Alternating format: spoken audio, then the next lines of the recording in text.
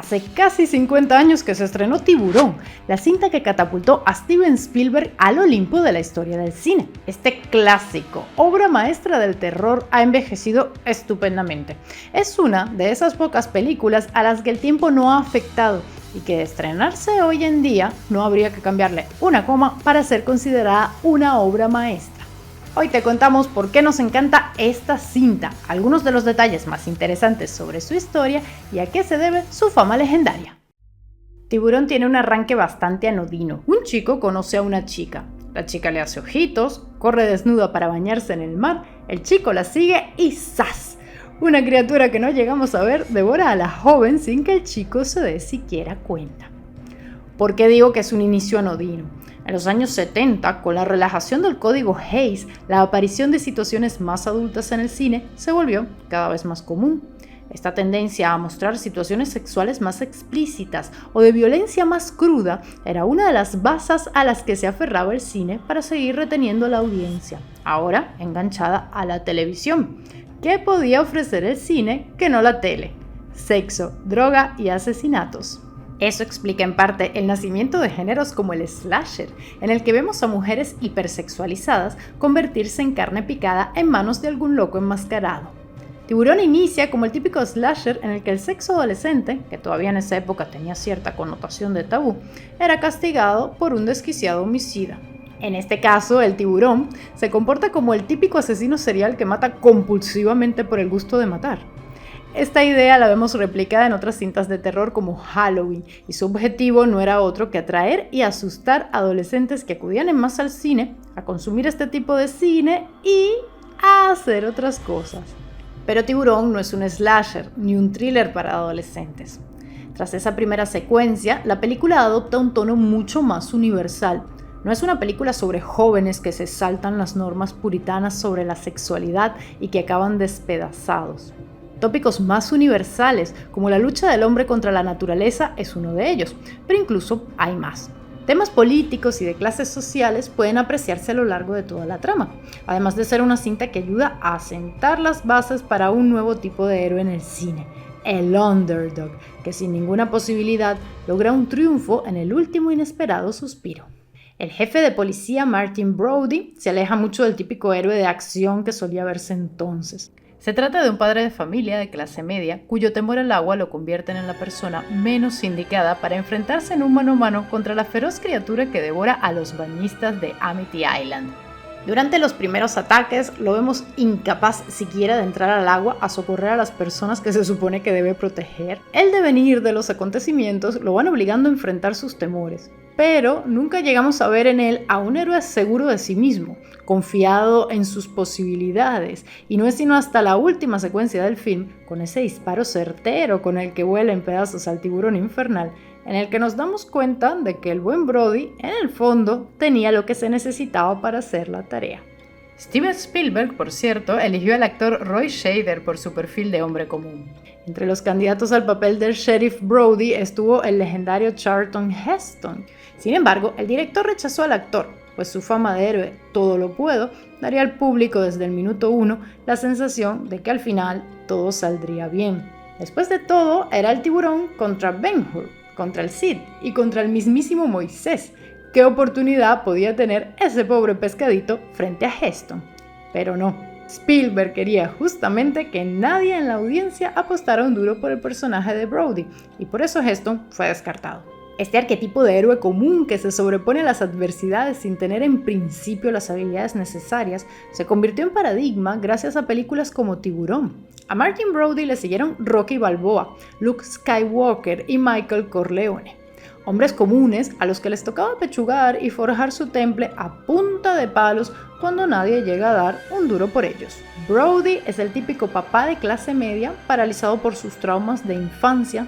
Su paranoia y su ansiedad lo convierten en la única voz sensata en un pueblo en el que la codicia de los empresarios locales y la insensatez del alcalde acaban por dar vía libre al gigantesco monstruo que azota las costas de Amity Island. Estados Unidos en aquella época acababa de vivir el Watergate, el escándalo político que sacudió los cimientos de la democracia estadounidense. Esa visión cínica de la política que se había instaurado en la sociedad de ese país impregna la trama de la película, en la que vemos al alcalde del pueblo más preocupado por las ganancias que dejarán los turistas veraneantes que por proteger la vida de los locales. La codicia le conduce a negar las evidencias e incluso forzar al resto de los funcionarios de gobierno a cambiar sus posturas iniciales en las que asumen que un tiburón está atacando a los bañistas del lugar. La trama de Tiburón, por cierto, se parece mucho a la de otro clásico universal, la obra teatral Un enemigo del pueblo de Henrik Ibsen. En esta pieza, el protagonista intenta convencer a los residentes de un balneario veraniego de clausurar la temporada de verano por un brote de aguas contaminadas. Sin embargo, los ciudadanos, más preocupados por las pérdidas económicas que por las de vidas humanas, tratan al héroe de insensato. El final de esta obra es mucho menos esperanzador que el de Tiburón, pues como ya sabemos, el jefe Brody logra convencer al alcalde de la necesidad de pagar al desquiciado, pero curtido, lobo de mar Quint para que mate al tiburón. La segunda mitad de la película, en la que Brody, Quint y Hooper emprenden su expedición suicida, es más que una película de aventuras. La historia también tiene un trasfondo social, que replica el espíritu de los tiempos en los que se hizo la película. Cada uno de los tres personajes representa una clase social. Brody, el asustadizo padre de clase media. Hooper, el oceanógrafo millonario que cuenta con todos los recursos tecnológicos y teóricos para dar caza al tiburón. Y Quint, el zumbado pescador de clase baja, inspirado en el monomaníaco cazador de ballenas Ahab de Moby Dick, y que al igual que su fuente de inspiración, vive obsesionado con cazar a la criatura marina que marcó su vida. Los tres personajes comparten traumas marinos. Por un lado, el temor de Brody hacia el agua viene de una ocasión en la que se ahogó de chico. El recuerdo de este hecho lo paraliza y lo aleja del agua. Hooper, por su parte, cuenta que de pequeño sufrió un ataque de un tiburón cuando iba a bordo de una pequeña barca. Este suceso lo ha hecho obsesionarse e invertir sus inagotables fuentes de recursos en entender lo que le ha sucedido. Y Quint, quien de lejos ha vivido la experiencia más brutal de todas, ver a sus compañeros ser devorados por tiburones tras el naufragio del destructor Indianapolis en la Segunda Guerra Mundial, intenta matar una y otra vez la fuente de sus pesadillas. Cada uno afronta su trauma marcado por la clase social en la que le ha tocado nacer. Brody, como cualquier tipo de clase media, lo evade. Hooper, reafirmado por la seguridad de sus recursos económicos e intelectuales, lo enfrenta. Y Quint, representante de la clase obrera, se revela con una furia salvaje. La resolución de la cinta ilustra la visión estadounidense de esta pugna de clases sociales por sobrevivir. Quint, la clase baja, es devorado por el tiburón. Su falta de prudencia en su lucha casi cuerpo a cuerpo con el monstruo es lo que lo condena a una muerte espantosa. Hooper, con su técnica y sus recursos, nunca llega a ser capaz de ser un contendiente digno de la bestia.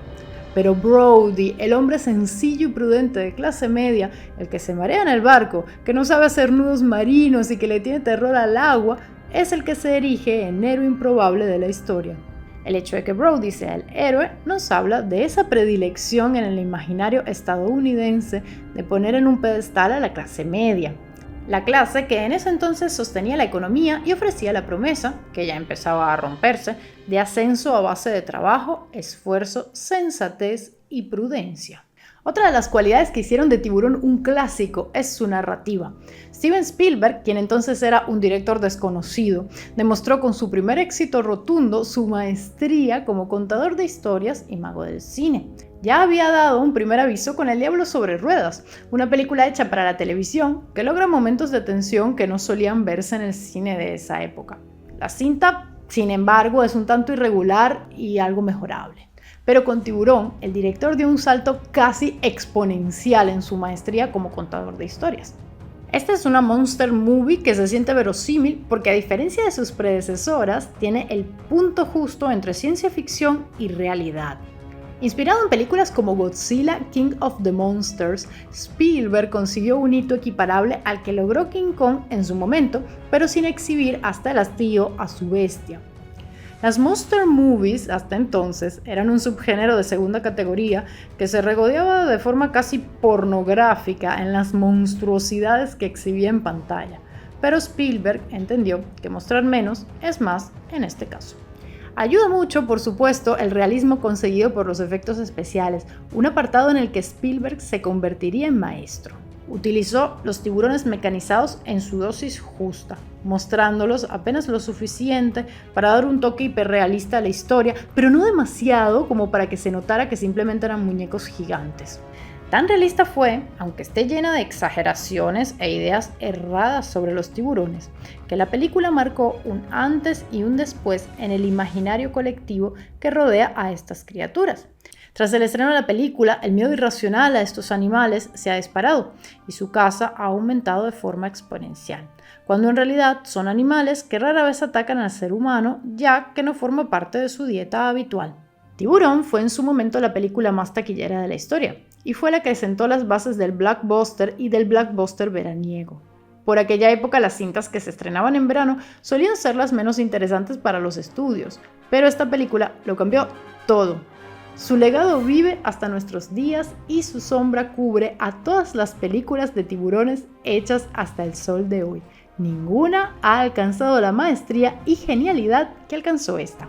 Algo similar a lo que ocurre con las cintas sobre posesiones diabólicas que beben de las fuentes de la imperecedera El Exorcista, a la cual, a mi parecer, ninguna ha logrado superar o igualar. Sobre el clásico de William Friedkin hablamos en este video de aquí, en el que explicamos por qué es tan aterradora. Si te gustó este video, regálame un pulgar arriba, suscríbete y quédate por más. Chao.